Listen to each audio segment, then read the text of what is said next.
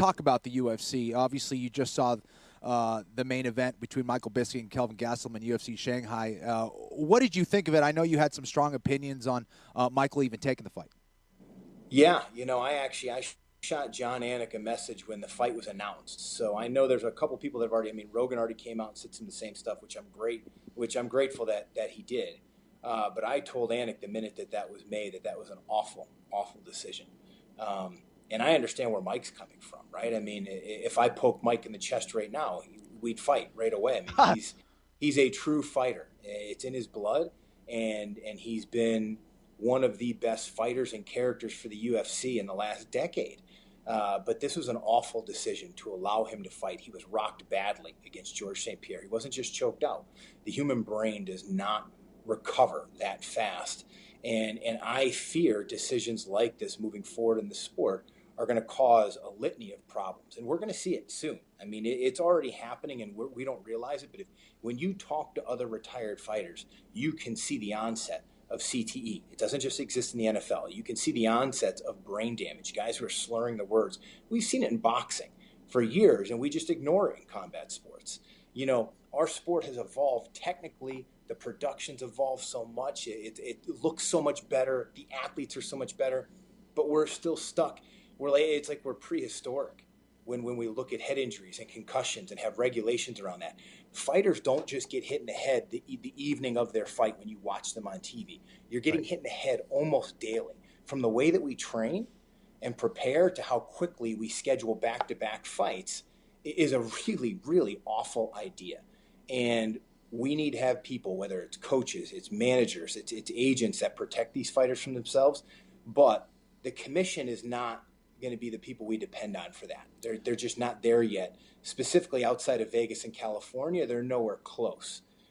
Right. The UFC needs to do a better job. And I know Sean Shelby and even Joe Silva before he left, having talks with them, there were fights that kept them up at night, where they felt terrible about that matchup, what happened to those fighters. I know they truly care. And I believe that Dana White does as well to a degree. We've heard him where he won't let fighters fight anymore. I think that this fight should be a lesson that starts and sets a new precedent where they're never going to schedule somebody that quick to fight again. I don't care what main event you need. I don't care what star power you need. You did not do that athlete any favors whatsoever by putting him back in the cage in 3 weeks' notice. And I remember saying to John Anik that the minute that came out, I suspected that was going to be the outcome, that Kelvin was going to knock him out fast, and he just simply wasn't going to have enough time to recover in between bouts. And forget about the loss, right? The loss on his record, the loss of his money. I'm concerned for fighters and their long-term health, their quality of life when fighting's over. When you're 45 and you're done with the sport, none of these people who love you while you're fighting are going to be around to pay your family's bills. None of them are going to be around to pay their health care bills. Most of these fighters are not putting money away in a 401k or retirement savings. They have to get a second career when this is all said and done with, like Kenny, you and I have. So I just want more than just the athletes thinking about the future of themselves and what's best for these men and women as they compete in a dangerous sport. Brian, I absolutely agree with you, man. It's a tough thing, though, because you get a guy like a Michael Bisping, right? And he's stubborn. He's a competitor. He's a fighter through and through. He went out, reached out to Dana White. Dana White said, okay, fine, but we're going to get you, we're going to get you evaluated by doctors and see if you're good to go. He passes those tests. Mm-hmm. And now he's good for the fight. So what do we do? Do we have something where, listen, 30 days you cannot fight after competing in a 5-round fight or a 3-round fight? Or what do you do to really prevent them? Because Michael's going to do what he's going to do, right? Absolutely. This isn't on Mike. I mean, what we're asking, if you put that on Mike, you're basically asking him to go against every attribute you need to be successful in this sport. You need to be fearless. You need to be tough. You need to be willing to fight anybody, anytime, anywhere.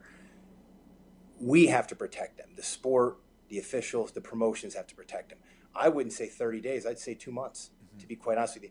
We know enough. I get that all the doctors and the medical professionals, I know they did their tests and they ran their tests, but what we also know is there's things in the human brain that you can't see, right? When Marines get traumatic brain injuries from IED explosions overseas, they don't go and get the same kind of testing we as athletes do to clear us, right?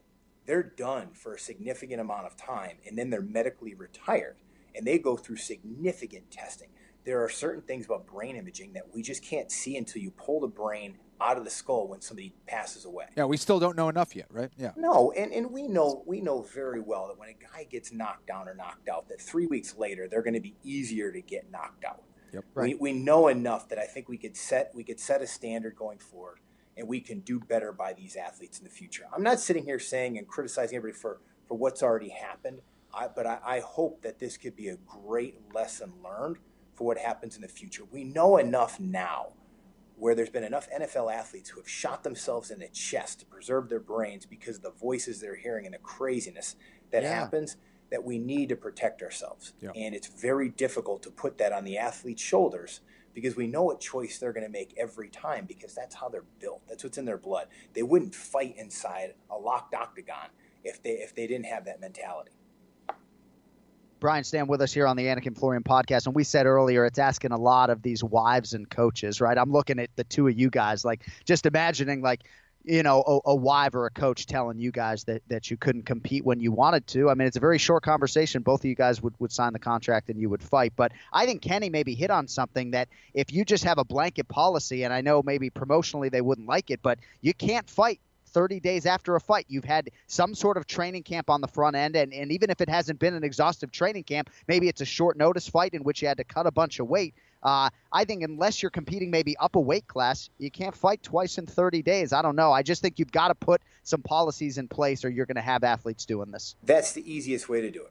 That's the easiest. That way it doesn't rely on someone trying to convince the athlete. If the promotion does it, and I'd love it to be 60 days, and maybe, you know, I'm going to be conservative on this because it's very important. I understand 30 days is okay as well. But, you know, specifically when you have someone who is rocked in a fight and you don't see what happens in the gym. Kenny, you know how many times people get rocked badly in the gym and they don't stop. They don't even take a break in the round. They just keep going and they get hammered. And then a week later in their fight, they get knocked out. I watched Rashad Evans get rocked badly a week before he fought Lyoto Machida. 1 week before, what happened in the fight? Forrest Griffin got knocked out a week before his fight with Anderson Silva. He goes in there, he got knocked out with a jab in the fight. I mean, this is what happens. These are the things that we know. So now that we know that, let's not just rely on a couple of brain scans and tests to say, hey, this is okay. Let's put a policy in place. And I think it would be very powerful by the UFC to do that. They've done things like this before. Look at their new drug testing program, and they set the standard in the sport that way. I hope that this fight can be a lesson and be used for the better of our sport in the future. Because the Michael Bispings of the world, he's one of the toughest guys I've ever met. He's going to take that fight. He'll take that fight in a week. If you tell him he could rematch Kelvin Gastelum next Saturday, he'll do it. Yeah. All right, couple more minutes here with the COO. So I have said that if the UFC doesn't renew my contract, I will buy every UFC pay-per-view as long as I live, right? I'm all in at this point, and it can be the worst lineup ever on paper. I'm buying these as long as I'm breathing air. So the question to you is, you called Max Holloway versus Jose Aldo 1. I don't know if you have school down here in Miami this weekend or what, but is this fight and this pay-per-view main card appointment viewing for you this Saturday night? Always. I watch every pay-per-view. I can't always make all the other ones now just because I'm pretty busy. I'll watch the replay, but it absolutely is. And I know your next question is going to be, how does Jose Aldo get it done and make this fight different? Here's the thing. I know he's been doing a lot of boxing, but personally I think that Jose Aldo, despite being an incredible athlete, has gotten very, very predictable. And he frequently decides not to use his leg kicks, which are one of his best weapons. And when you look at Max Holloway's stance and how heavy he is on his lead leg in both his orthodox stance and his lefty stance, it is silly for Jose Aldo not to utilize that weapon and kick his legs and kick him to the body. Jose can break you down quickly if he does that. Additionally, he's got to throw something in there to get Max Holloway thinking, so he's not so Jose's not so reactive. Make Max Holloway react to him. If you go back and you watch the Ricardo Lamas fight, Jose Aldo took him down time and time again. Excellent body locks, inside-outside trips, double legs against the fence. He has offensive wrestling. He just chooses not to use it. Try to take Max Holloway down or take him down a couple times. Use your great jiu-jitsu. Get Max Holloway to think. Don't allow him to get his range and get into a rhythm like he did in the last fight or else you're going to have the same thing happen again and you're going to get knocked out. That's great stuff. And you're right. Ricardo Lamas is no picnic too, right? I mean, No, so I'm especially encouraged. when you talk about wrestling, taking Ricardo Lamas down is not an easy thing. Yeah. Lamas can wrestle. So I just want to see Jose Aldo do something different. Don't just stand in the center of the octagon with your feet planted. Do something different. Absolutely use your lightning quick jab. Break down the legs, break down the body, use your kick, show your other weapons, be diversified. If you want to beat a guy like Max Holloway, that's your only shot, because if you get predictable there, he's going to eat you alive. All right, I'll get you out of here.